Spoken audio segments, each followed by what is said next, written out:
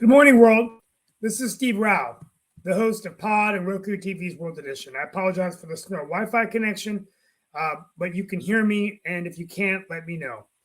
I greet you live from the All-America city of Morrisville and North Carolina, the eighth largest state in the United States. And on this show, we talk about global affairs, a turbulent economy and world order, a post-COVID economy and world, and of course, the disruptive politics of the United States, which you often follow on the show.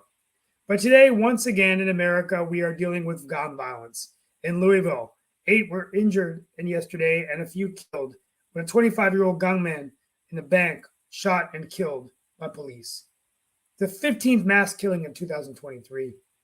And so the debate continues of what is causing this gun violence to continue to occur. Meanwhile, the Texas courts have been appealing the abortion pill ruling. A judge on Friday suspended the FDA approval of milvestrone, one of the 2 pills used in the most common abortion method in the U.S. This has actually hit news in North Carolina as well, and we're going to be talking about that, of what this implication is. Meanwhile, I've been gone for a few days this week, but a Black Tennessee lawmaker got his job back yesterday.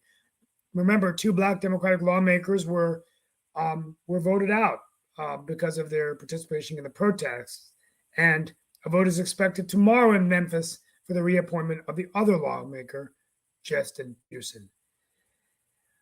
President Biden formally has ended the COVID national emergency, was first declared in March 2020, and the U.S. has doubts about Ukraine's next move against Russia.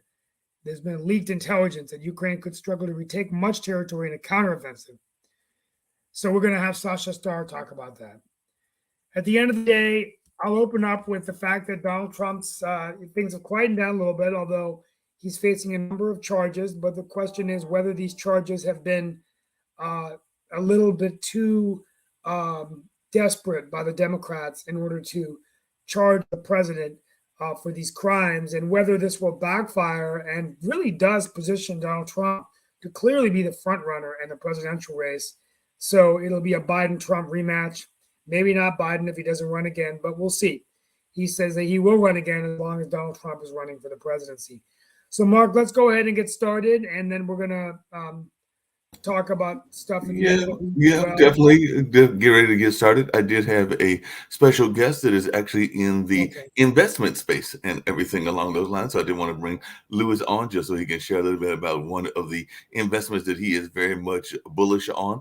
And I'll be interested to see what Shaquille has to say and some of the other folks, as I know they are involved in investments as well. So if it's all right with you, I want to bring Louis on, and Louis can share a little bit about why he thinks strategic metal is the way to go and all in that space. So Louis, glad to have you here, and I know that I reached out to you after hearing about you and all in that way. So definitely tell our world listeners a little bit about yourself and why you think that this is the way to go in the investment space, as we are a new show and we love hearing about different ways of doing investment.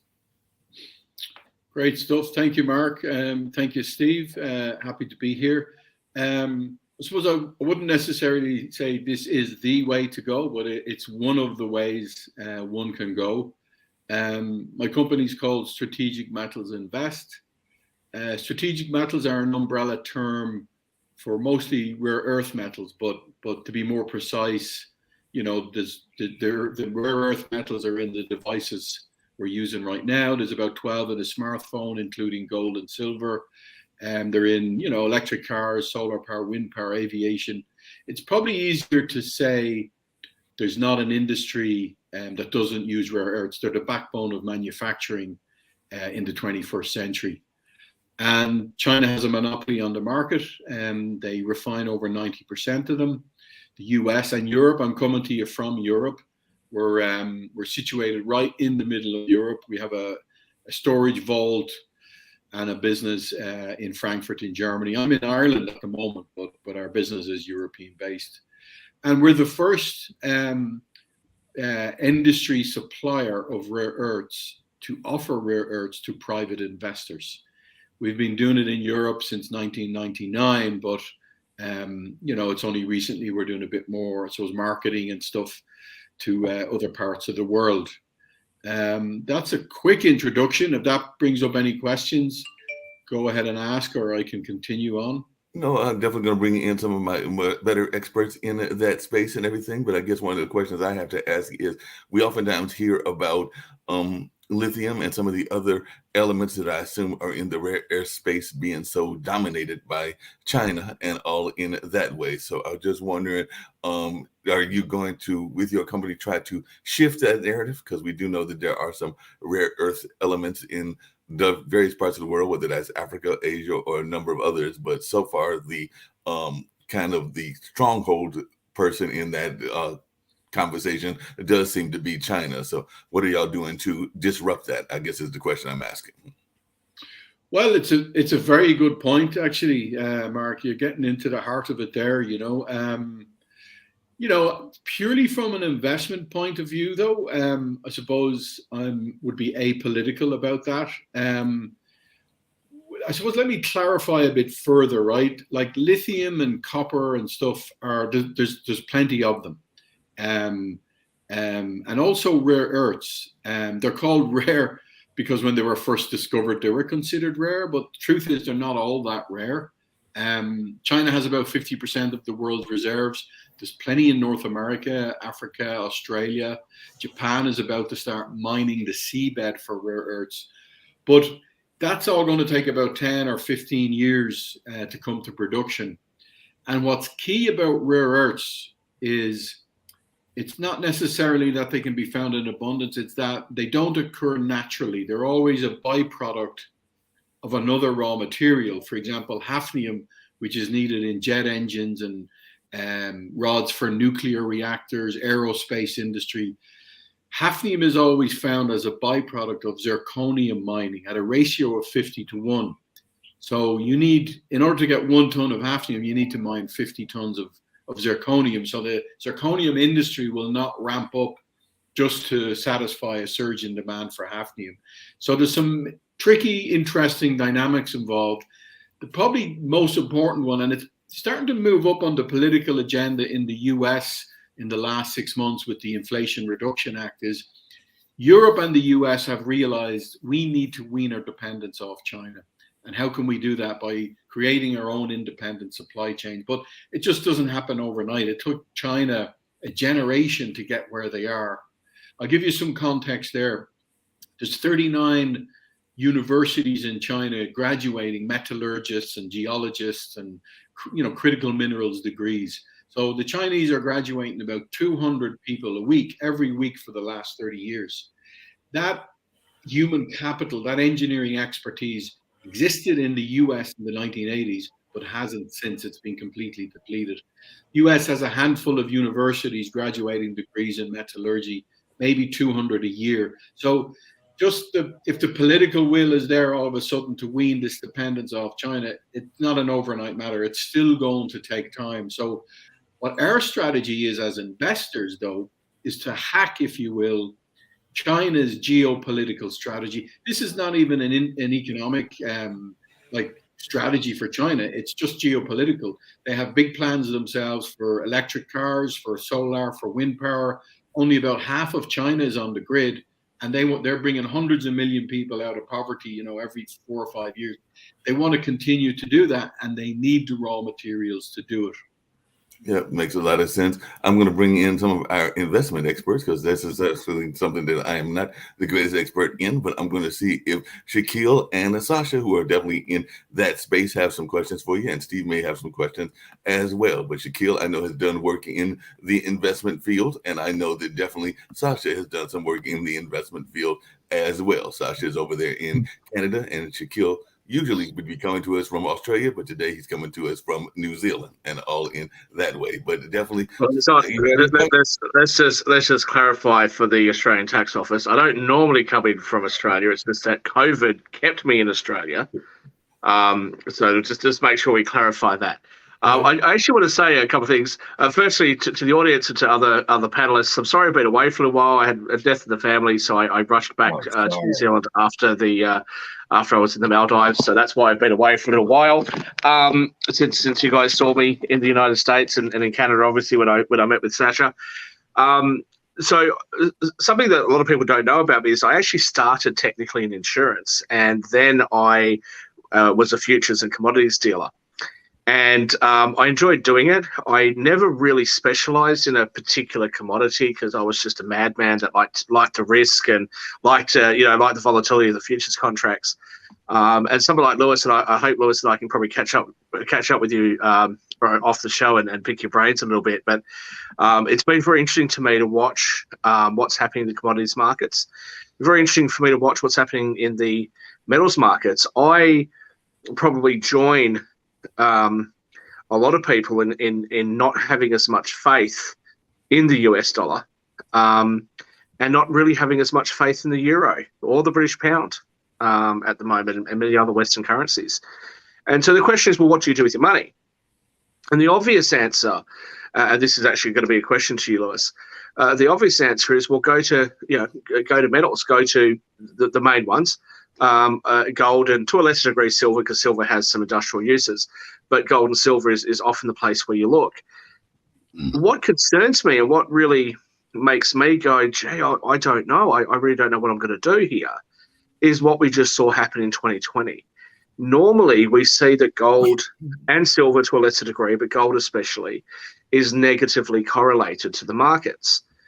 But what we saw during and also bonds are negatively correlated.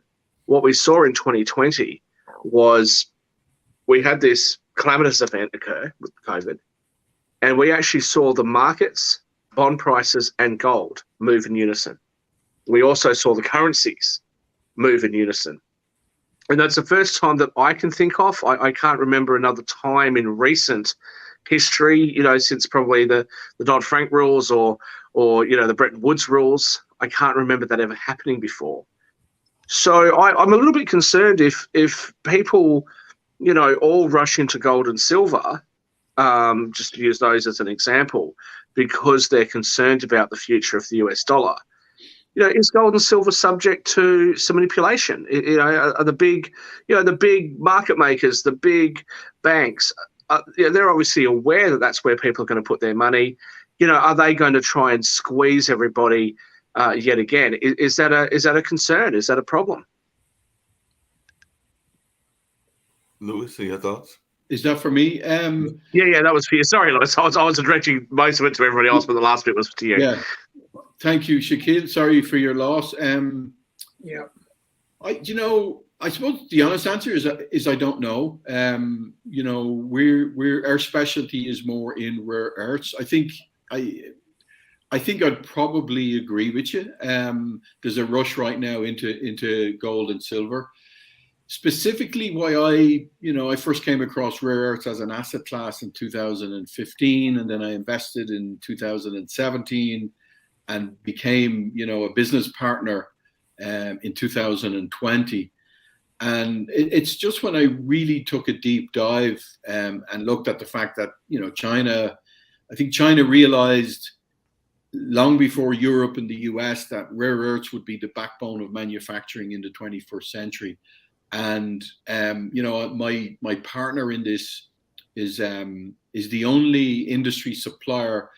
I probably should have said that at the beginning, is the only safe way to own rare earths is if you're buying them from an authentic industry supplier. Like if I was just a sales and marketing guy here in Tipperary in Ireland, and I thought, I'm going to buy metals from China, and then we're going to sell them to the US Department of Defense for F-35 fighter jets, just red flags and wouldn't work. But our core business, 80% of our business activities is we're buying rare earths from producers, mostly in China, and we've been doing that for 30 years. And then I'm going to use a term here. I'm going to borrow a term from the US, which is our side hustle is, since about 2010, we've been offering private investors, mostly in Europe, the opportunity to also own these rare earths. So, my personal belief is if rare earths had been available as gold and silver as an asset class, as long as precious metals have, that people would very naturally have them as a partner sitting alongside gold or silver in their portfolio. But I'm more interested in rare earths, and I don't actually hold gold and silver at the moment. I did before, but right now my only metals are the more strategic types, the one that are the ones that are critical, to technology, to electric We've cars. we've seen an enormous run up in lithium, for example, and many other rare earths. And you're absolutely right. I think from my perspective, as somebody who deals with institutional investors, obviously we can get our hands on it. And I know that when people come to me and say, Shaquille, what should I do? And I kind of sit there. Actually, I had this conversation a couple of days ago with my cousin's friend. And he said, what should I do? And I said, I don't know. And he goes, well, where do you put your money? And I went, I can't really tell you, or even if I do tell you, you can't put your money there. And I think what you're doing is absolutely fantastic, because you're making accessible to retail investors something that really isn't. So I think that's absolutely fantastic. I use gold and silver as an example there because I think it's it's an interesting situation that we're facing right now. And just to sort of expand on gold and silver, Sasha, if you remember, I think it was 2021. It might have been 2021. I think it was 2021 when I was on your show, and I actually said that I thought that silver relative to gold was underpriced because gold had gone up by so much. And normally my predictions are hopeless. That's why I trade very specifically the way I do and hedge all the risk, because normally my predictions are awful. But I actually got that one pretty right. Silver increased quite dramatically against gold for that period of time after I'd said that. So, it's interesting to see those investment ideas. Lewis, I'd like to ask you, and Mark, I think Dan Worthington and a couple of the guests are waiting backstage. Dan Worthy, but I'd like to ask you very quickly, Lewis. There's a lot of talk in the media at the moment about, the Middle East potentially depegging from the US dollar, something I've been saying that they're going to do for the last 20 years. We see the BRICS countries that are entering into an alliance. We see Saudi saying to China, "Yep, we're going to trade our oil in Chinese currency," which Americans don't like particularly. But it doesn't matter whether you like it or not. Does it make sense? And I think for Saudi Arabia, it absolutely makes sense. For China, it absolutely makes sense. For BRICS countries, what they're doing makes sense. If we were in those countries, we'd be really happy that these are the sorts of developments that are happening. What do you think, if the US dollar experiences significant problems, and most commodities are traded in US dollars, what do you think happens in relation to commodities such as rare earths, like you're talking about, and other commodities in general? What do you do if you own them and they go up, but the US dollar is under extreme pressure?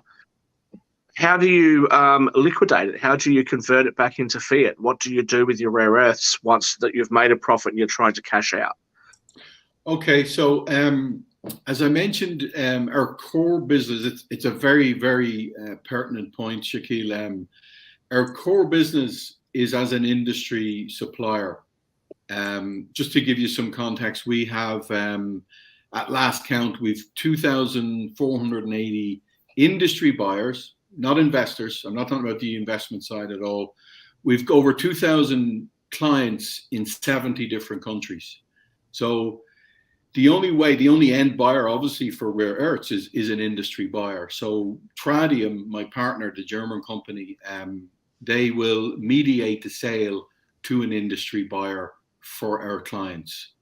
Okay. Now, there are some other options as well.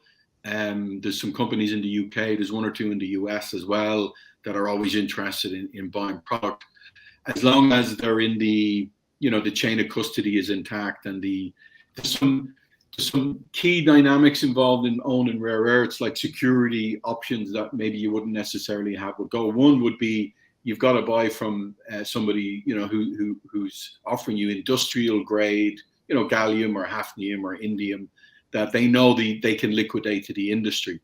And of course, you've got to be in business with somebody who can liquidate them for you.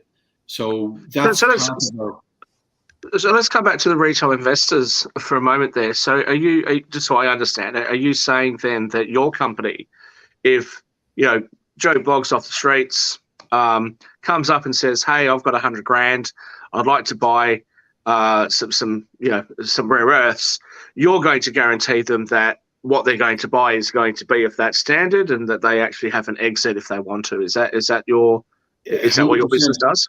That's exactly it. That's exactly it. As I said, I suppose you could say there's three businesses involved. The core business is as an industry supplier, German company, Tradium, Tradium, in business since 1999.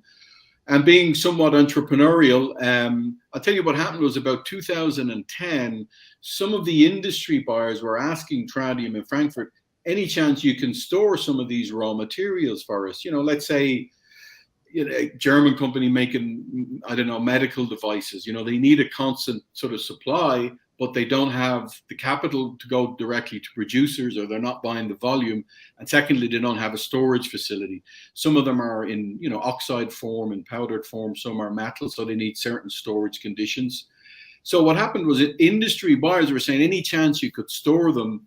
And Matthias Root, the CEO of Tradium, being sort of an entrepreneur, figured, well, why don't we offer storage as well? So they bought what was a bunker in World War II in downtown Frankfurt, 2 levels below ground, converted it to a bank level secure vault. It's fully insured. It's a Zollager, so it's a duty-free zone. So they began to store the materials there for industry buyers. And then they said, well, why not offer private investors the same option?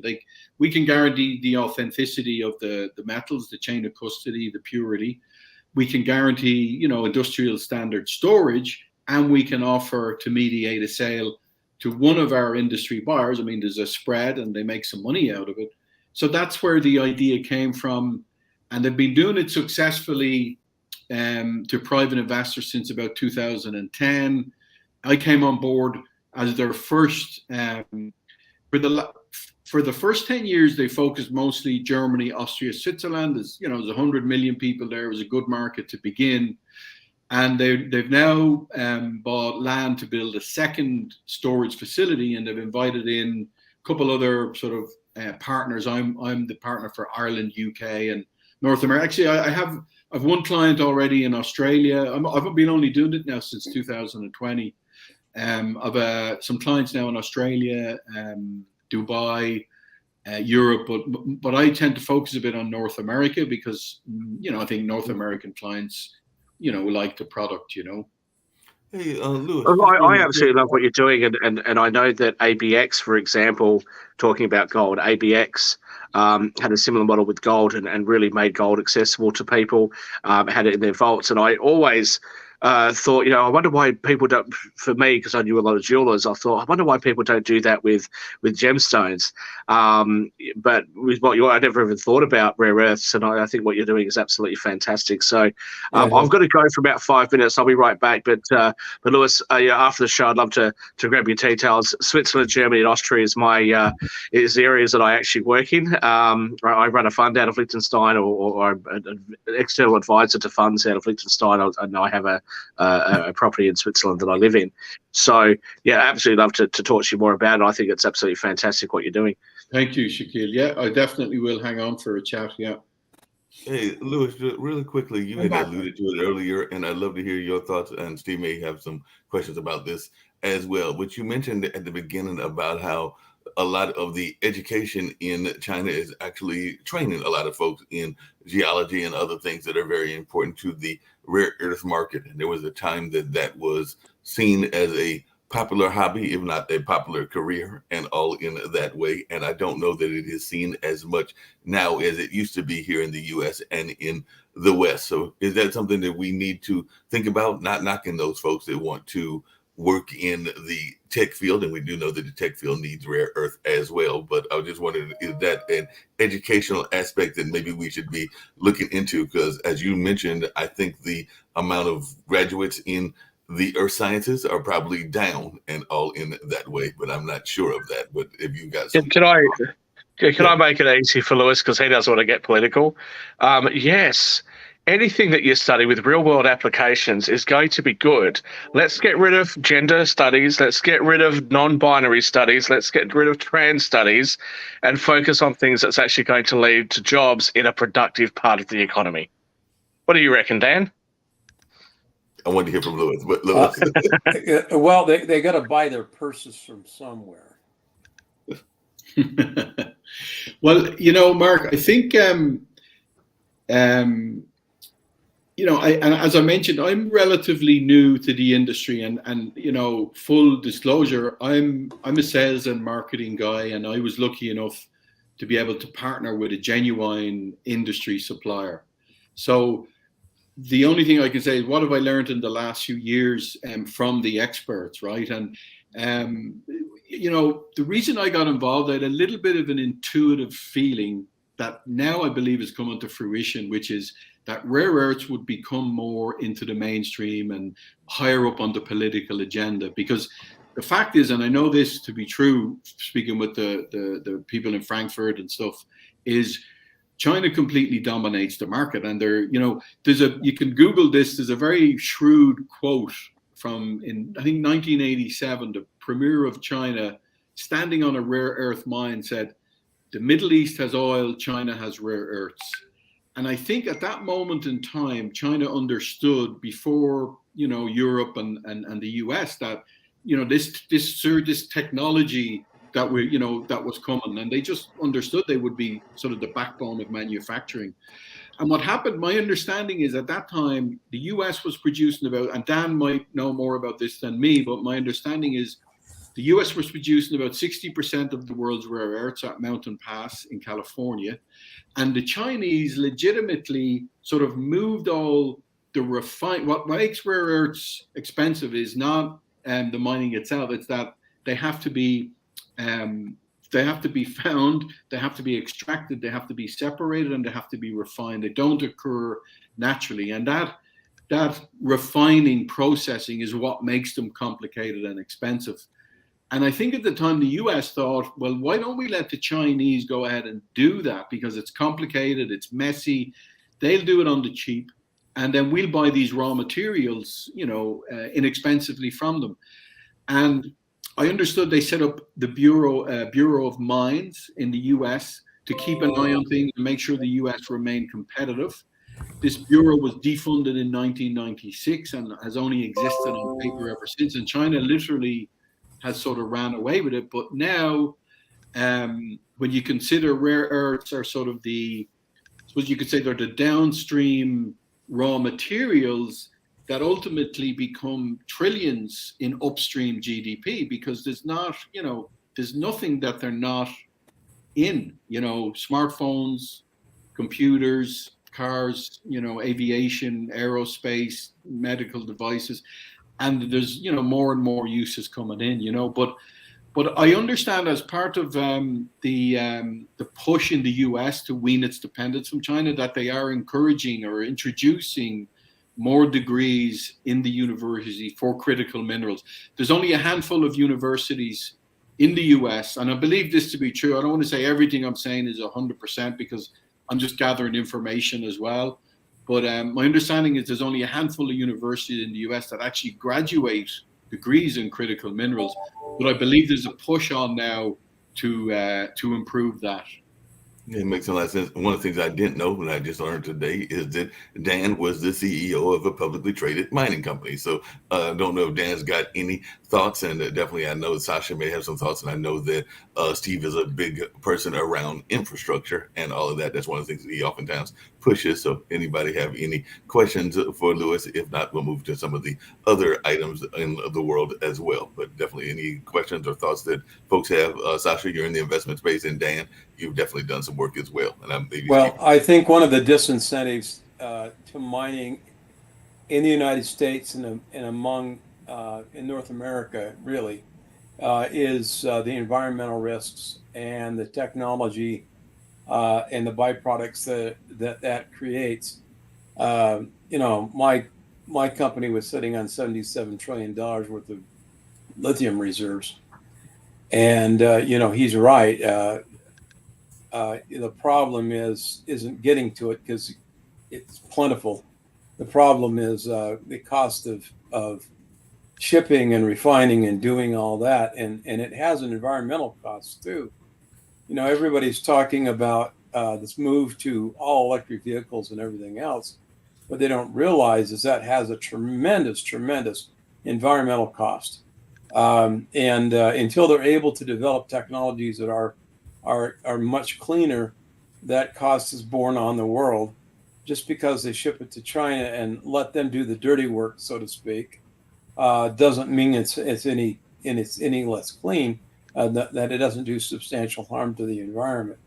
So it's a real issue. Mining technologies have been improving over time with separation technologies that don't involve caustic chemicals and other byproducts that leave terrible environmental residue. But it's going to take more of a commitment to that kind of mining, that kind of refining, and that kind of thing. And the United States is going to have to decide what it wants to do when it grows up. It can't have its cake and eat it too with respect to China. It can't. It's got to stop doing that. It's got to create its own refinement capacity. It's got to become less dependent on China. China was very forthright in seeing the trend and jumped on it and put the rest of the world at a huge strategic disadvantage when it came to these kind of rare earth mineral. Yeah. Has there been any pushback Dan, environmentally? I will just say on that, Dan, that to be fair, that I support centre-right parties as a general rule, but I think that centre-right parties and in your country, the Republicans, have a lot to answer for here. It's great to blame Joe Biden and the Democrats for lots of things, but at the end of the day, Republicans and centre-right parties, the Tories in the UK, and centre-right parties all over the world, have sat back and done nothing when there's been a huge increase in the environment better. Now, I don't believe that the plans that are being put forth by centre-left parties around the world are particularly good ones for the reasons that you've just outlined, that there's still going to be the environmental cost. It's just that the environmental cost is being pushed to another country. But centre-right parties, instead of saying we have a better plan, if we manufacture it here, we can contain emissions, we can contain environmental damage a little bit better through regulation. What they've instead done is said, well, I'm just going to rubbish these renewable energy movements, and what we should do is just continue burning oil and coal and that sort of stuff. And if centre-right parties came up with a better plan than the centre-left parties, well, then there could be a debate about one. Well, I think that's an oversimplification. Well, it is, but we're on a quick show. I don't want to. Well, it may be, but we are on a quick show, so I don't want to get into about. Yeah, I mean, no. Other than to oversimplify it that way. Yeah, I think as a rule, both the left and the right have been unwise. You have innovators like Elon Musk that has taken the electric car technology forward as the solution, and he's done that because he's had the resources, government backing, and other things to do it. At the expense of other technologies, it may be actually a better solution, like hydrogen and other things that are actually less impactful on the environment. Potentially, I've heard there may be some negative effects in the environment too, in terms of methane production and that kind of thing. But I mean, the problem is we're not looking at this with a big picture and really thinking through it. It's sort of knee-jerk reaction. Market takes the risk and bears. In the United States, we all see things in the bottom line. That the Chinese have been looking at the top line for a long time, and protecting the long-term bottom line.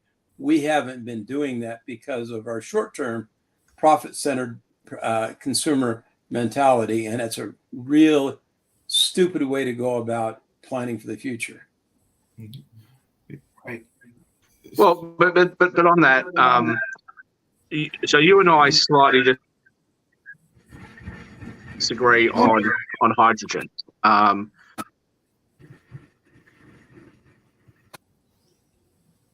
I think that Shaquille just stepped I think into innovation as well. I'm going to leave for a few minutes, but I want to thank Louis for being with us. And I think innovation is an important concept we often don't talk about. I mean, Yep. Bill Gates' book on climate disaster was actually a good book because he made a good point that the governments can't solve all the problems. I think that goes well to Dan Worthington and Bill's point. I mean, there's a lot of innovation, whether it's sustainability, Internet of Things, technologies that we could be using that would actually encourage investment and job growth and those kinds of things, while at the same time solving environmental problems. And I think this is something important. A lot of the venture funding that we see is going into technology, but I think this whole notion of a clean tech cluster, and hopefully, Mark, we can get some guests to speak about that, is a good way to approach the problem. So we acknowledge what you're doing, because I think, and I know Dan Worthington, as a Republican, center-right Republican, has had some legitimate concerns about. I'm actually independent, but that's okay. But significant amounts of money being thrown at the problem doesn't necessarily mean that it's solving the problem. And just increasing regulation doesn't necessarily mean that it's going to make the environment any better, right? So I think this is an opportunity for, I think, both parties to come together and come up with common sense, pragmatic solutions to this notion of clean tech sustainability, right? So yeah, that's so I don't disagree with Shaquille. I think that both sides are being stupid and myopic. Is my whole point. Yeah, I agree. The political I agree, agenda. Dan. I got disconnected there for a while. Hey, give me 1 second.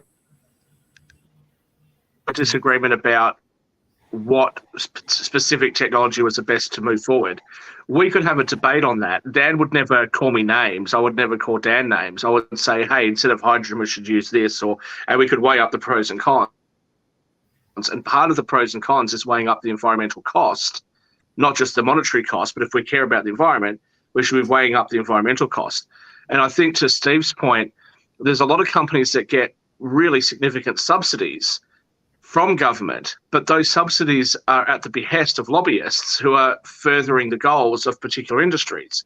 So you end up saying what I consider to be quite bizarre funding. You get funding for solar panels and wind farms in areas where solar panels and wind farms are not the most efficient, where a different technology would work better.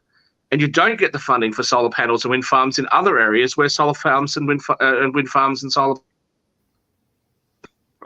I hate to be that libertarian again, but I blame government. I blame government policy, and I blame our political system for creating that. And meanwhile, we are seeing other countries, I won't call them our adversaries or our enemies, because I think they're acting perfectly logical and acting in their best interests, but we are seeing other countries who are rapidly improving their economies, they're rapidly improving their influence in the world, because we're not, because we can't be bothered to do it, because we're not having proper conversations. And I just think that that's a real shame, and I think it's pathetic from our point of view. Agree.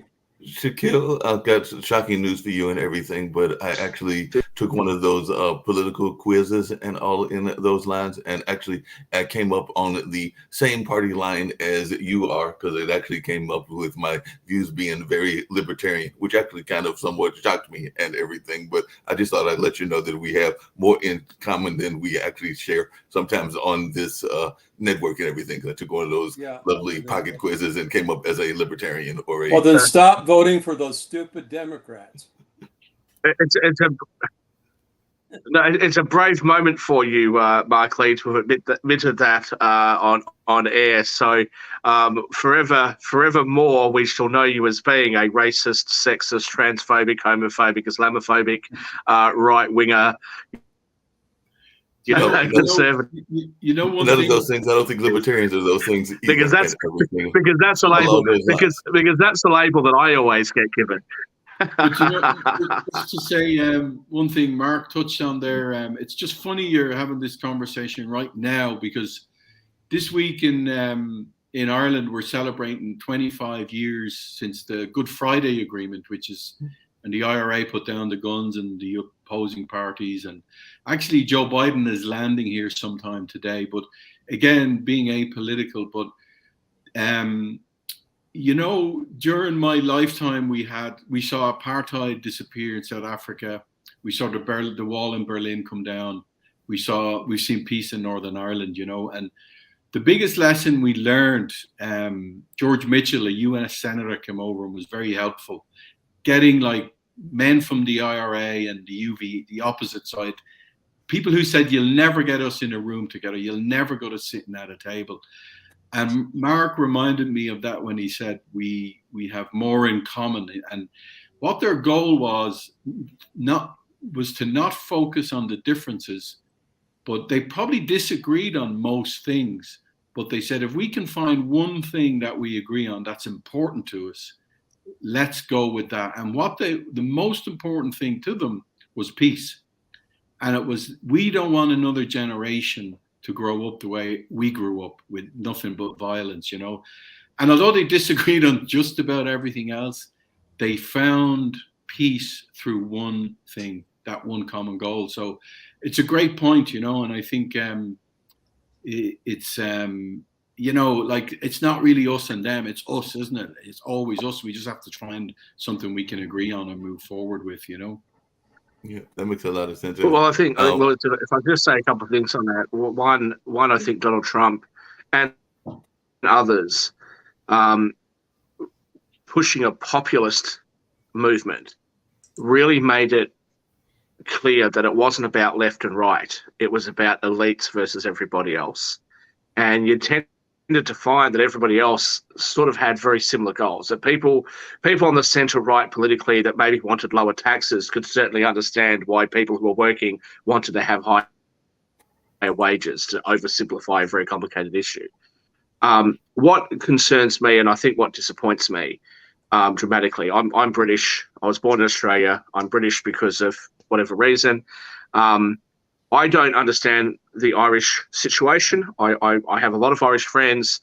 Most of my girlfriends have been Irish, to be honest, and I've had the explanation from people in Northern Ireland and the Republic, and I still don't really fully grasp it, and I certainly don't grasp it well enough to take a side and say who was right or who was wrong, because I don't know, and I wasn't there, and I'm not Irish. Yeah. During the Brexit negotiations, the best level of diplomacy that the European Union could come up with was to threaten the UK and Ireland over the border, and whether the border could be slammed shut. I think that to threaten to inflame tensions that have been extinguished for the entirety or focal point for the European Union is disgraceful. And I personally think that everybody in Ireland should have been absolutely disgusted at the EU about that. And I think that to usurp the will of the people who voted for Brexit in Wales, Scotland, Northern Ireland, and England, you don't do that. You don't threaten to inflame those relations. I don't get it. I don't understand why. Shaquille, I know you're trying to stay, but I know Lewis is trying to stay apolitical, not necessarily Shaquille, because Shaquille doesn't always stay apolitical. Neither do I stay apolitical all the time. But there was I'm very apolitical. I'm an independent. It's not my country. But there was a person that was trying to do some political negotiations, political conversations. I'd love to hear what Sasha has to think about this. But, you know, there is a French president that is over there in the whole Asian European theater and all in that space. And he was actually saying that maybe that the European countries should become a third pole independent of both Washington and Beijing. So he was actually, I guess, pushing for. Oh, you mean macaroni? Macaroni. Yes, and I was just wondering what Sasha's take on this was, because he was basically saying that they should. The worst thing would be to think that we as Europeans must become followers on this topic and adapt to the American rhythm or the Chinese overreaction. And he was actually talking about Taiwan in that particular case. I'd be interested in what he has to say about Ukraine, because actually one of our political leaders actually snapped back at him and used Ukraine as part of his examples and all of that. Because in a video posted on Twitter, Senator Mark Rubio drew parallels with the war in Ukraine, on which Macron hopes to enlist the help of China in terms of trying to put an end to this war and all along those lines. But what are y'all's thoughts about this effort and Macron saying that the Europeans need to be independent and a third pole is, I believe, the quote that he used, and all in those lines? I didn't I know think that that, Macron is Polish. I Sasha. think the European Union. No, that's okay. Sorry. I think that European Union is ill-equipped to solve political problems, period. Amen. They are doing very well economically, and obviously the wars in at least Western Europe's were prevented now for a long time. But for example, I believe one of the reasons Great Britain left the European Union is because it's not always would agreeable to the policies of European Union. Some of them were immigration policies, but many others as well. So they wanted to have, and as a great nation, I think that they should have their own independent policy. Economically, it wasn't probably a smart move, but anyway, they hang in. Now, I wish that the situation between Ukraine and Russia could be solved as a similar model, what you just mentioned, Luis, between Ireland and England. And unfortunately, that is impossible, regardless of what Macron says or Emperor Xi or any other figures, simply because too much evil was done by Russian forces in Ukraine. If that would be just an occupation or even attempt to take over Kiev, and if it wouldn't work, okay, so it didn't work, maybe we'll try again, or so on, or maybe we will withdraw. Now it's too little, too late. Now they have to pay. When you do something wrong, you have to pay for your mistake.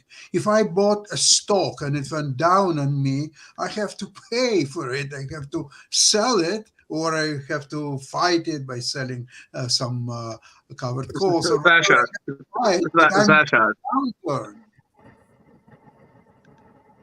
Sorry.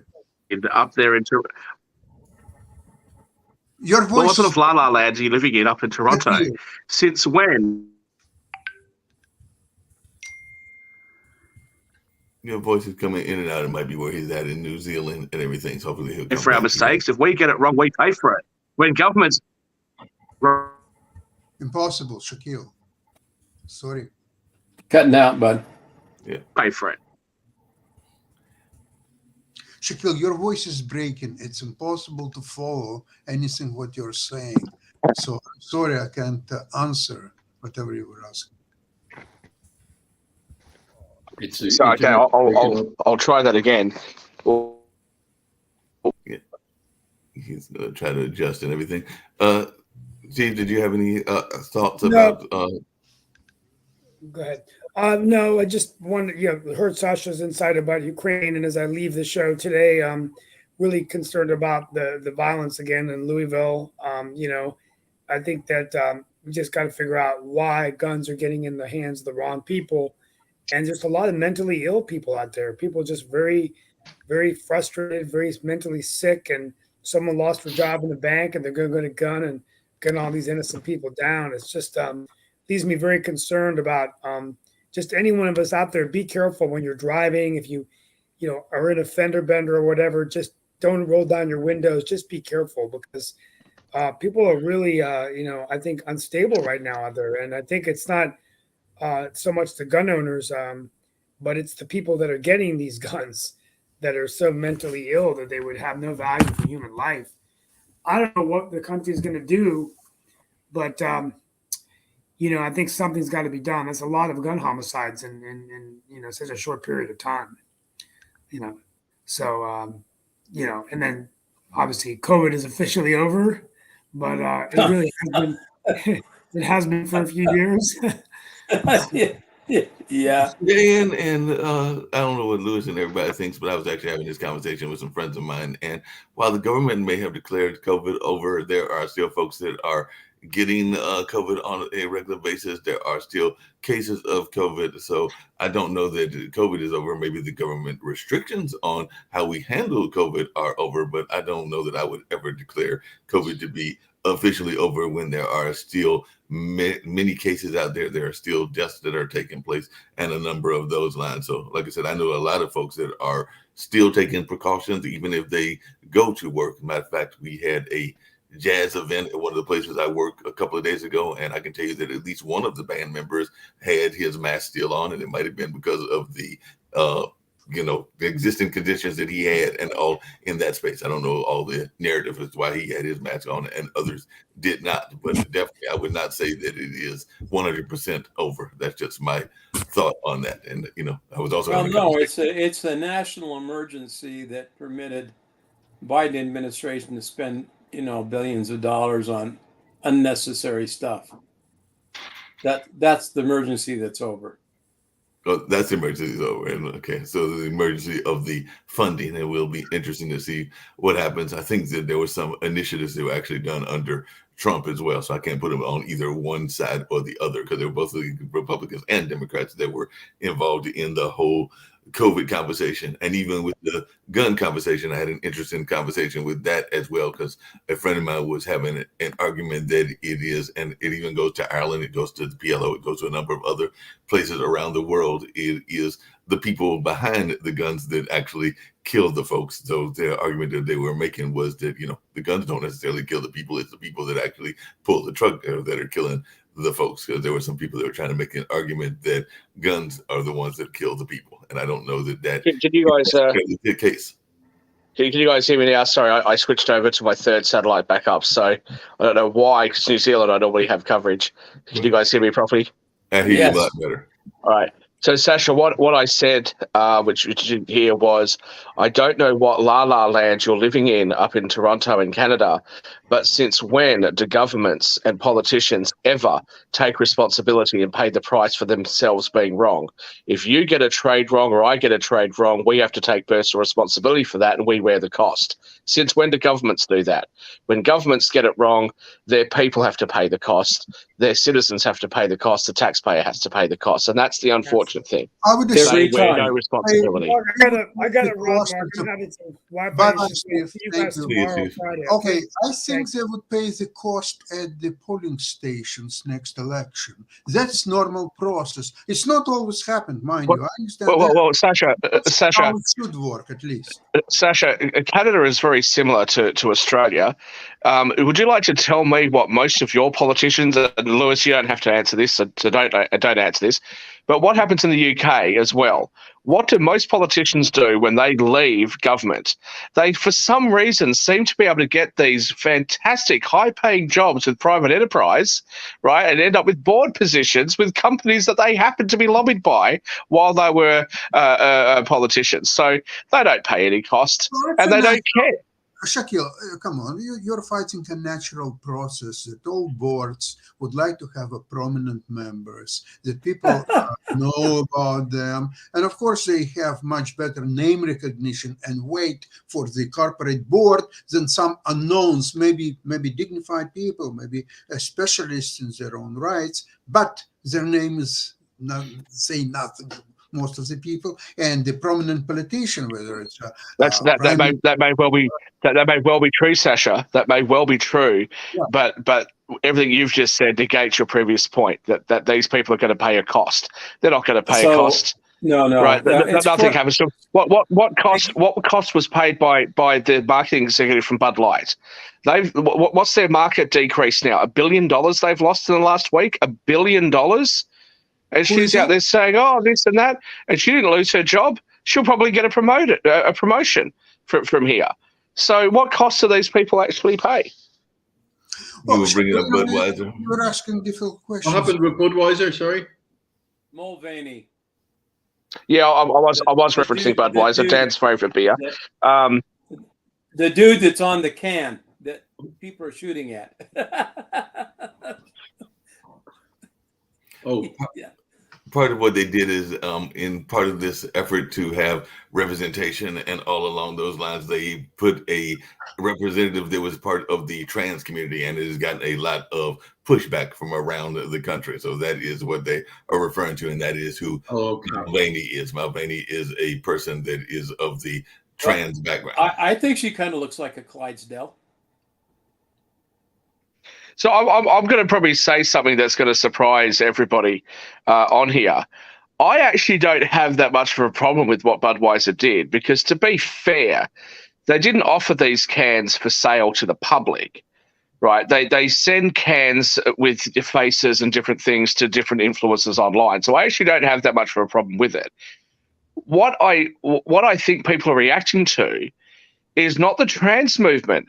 It's to Dylan Mulvaney. Okay, people don't like, and especially women don't like, the way that Dylan Mulvaney is representing women. Okay, people are reacting to Tampax sponsoring him. They're reacting to Nike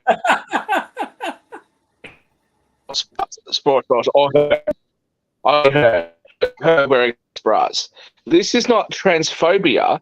This is simply people that are saying, look, leave us alone, stop this stuff. And now what they've done is they've turned themselves into a meme. We've seen bottle shops and pubs and bars all across the United States that are saying we can no longer sell this beer unless somebody is buying it as a prank on their mate. You're seeing shelves being stocked. And it's not just there, by the way, in the United States. We buy Budweiser in Australia. It's one of my favourite US beers. It's rubbish, but I quite like it compared to some of our rubbish. And we're not seeing Budweiser being sold anymore over here, right? So it's an issue. And what price, to go back to Sasha, what price was being paid by the marketing executives that came up with that idea? Gillette did this really, I think, really offensive ad attacking their client base, attacking people like me, saying that we're all chauvinistic pigs or whatever they wanted to say, to try to stamp out toxic masculinity. Now, not only did Procter & Gamble take a hit because of that ad, and not only did Gillette take a hit, their finances seem to be sort of back to where they are, but they've now got less than a quarter of the shelf space in most major supermarkets than what they used to have. And what price was paid by that marketing team? Nothing. And there was a counter, and we get ready to wind up because we got about a minute or two to go. But there was another ad that was out there as well. We actually showed it earlier in the network. It was actually one that was called "Turning That Good S into Turn That Bad S into Good S," and it was really about the way that one of the beer companies had used the pinup girls and everything. So they were actually trying to encourage and highlight the women beer makers and all in that space, because they were saying that women had been the earlier founders of beer making and all in that way. So they were actually asking people to turn in those pinups that boys and even I guess some girls have had as well, and collect those in order to turn it into fertilizer, in order to make it into the hops and everything. So that was an ad that I think it was Miller did, but it was actually definitely one of the other beer companies that was trying to do some of that political advertising that goes on as well. I've long said, whether you're on the political left or the political right, leave your politics at home, sell your product, focus on your customer base. Who cares what your politics are? I'm not going to buy or not buy something because of politics. But if you attack me as a person, I'm going to stop buying your product. I don't buy Gillette, for example, because I think what they said it infuriated me to see those ads in Australia. And don't tell me that what's going on in America is exactly the same as what's going on here. You didn't even bother to look at what was happening in Australia. So, I think that they should leave politics aside. I think they should focus on the real issues. And the real issues for them is, how do we sell beer, or how do we sell our product, and this thing with Dylan Mulvaney. Look, I actually don't dislike Dylan Mulvaney. Dan Worthington will probably, sigh and shake his head at this. But if I met Dylan Mulvaney, I'd be like, hey, Dylan, let's have a beer. Let's have a beer. I want to talk to you. I want to see what's going on. I have no problem with it. This bud's for you, bud. Live your life. Live your life however you want to live your life, but don't force your values on everybody else. Sasha.